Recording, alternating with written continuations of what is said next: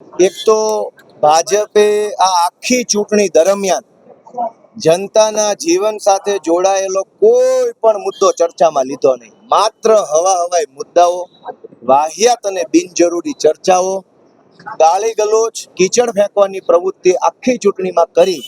એનો જવાબ વિસાવદર, ભેસાણ અને જુનાગઢ ગ્રામ્યની પાવરફુલ જનતાએ આપી દીધો છે. મારે કશું કહેવાનું રહેતું નથી.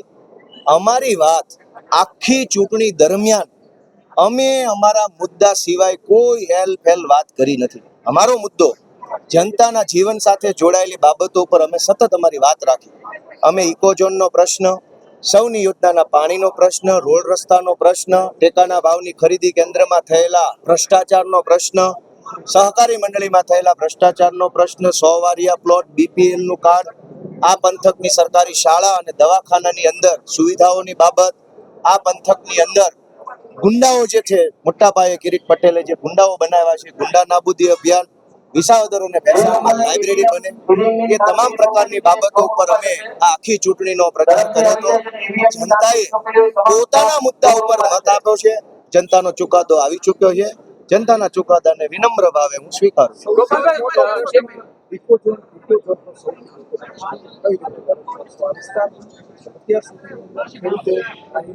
ઇકોઝોન જે છે એ ખેડૂતોને બરબાદ કરવા માટે અને ભાજપના મળતિયાઓને આબાદ કરવા માટે લાવવામાં આવેલ એક કાળો કાયદો છે. અમારા આમ આદમી પાર્ટીના માનનીય પ્રવીણભાઈ રામ 2015 થી આ ઇકોઝોનના મુદ્દે લડાઈ લડતા હતા. આજે એમણે લડેલી લડાઈનું પરિણામ મળ્યું છે. આવનારા દિવસોમાં પ્રવીણભાઈ રામની આગેવાનીમાં ધારાસભ્ય તરીકે હું સાથે રહી અને આ પંથકની જનતાને સાથે રાખીને કોઈ પણ સંજોગોમાં ઇકોઝોન લાગુ થવા દેવામાં ન આવે એની પૂરી તાકાતથી લડાઈ લડીશું. જનતા આજથી જ, હમણાં હું વડાલ જાઉં છું, પછી હું ભેસાણ જાઉં છું, પછી હું વિસાવદર જાઉં છું. આજથી જ મારું જનસંપર્ક અહીંથી ઊભો થઈને મારો જનસંપર્ક ચાલુ. ભાજપ એમ કહેતી હતી કે કેન્દ્રથી લઈને કોર્પોરેશન સુધી ભાજપની સરકાર છે, તો જો તમે ભાજપને મત આપશો તો વિસાવદરનો વિકાસ ઝડપી થશે, એટલે કે ડબલ એન્જિનની સરકાર બનશે. તેના આપ શું જવાબ આપશો? જનતાએ જવાબ આપી દીધો છે. હું તો નાનો માણસ છું, હું શું જવાબ આપું?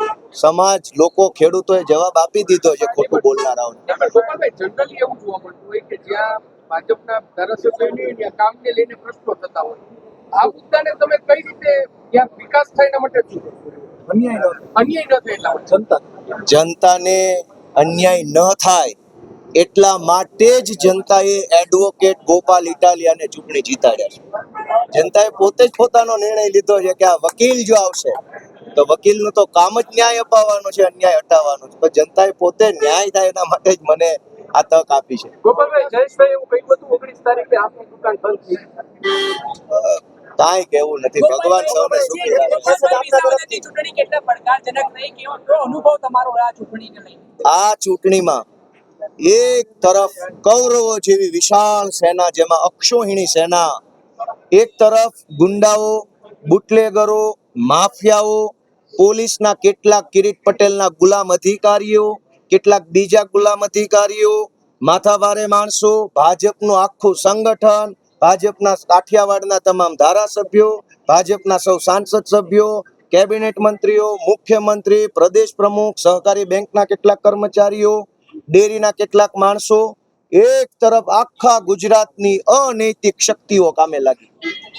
એક તરફ ખેડૂતો, ખેતમજૂરો, રત્ન કલાકારો, માલધારીઓ, નાના માણસનું આત્મબળ એક તરફ કામે લાગ્યું અને એક તરફ એમનો અહંકાર કામમાં લાગ્યો.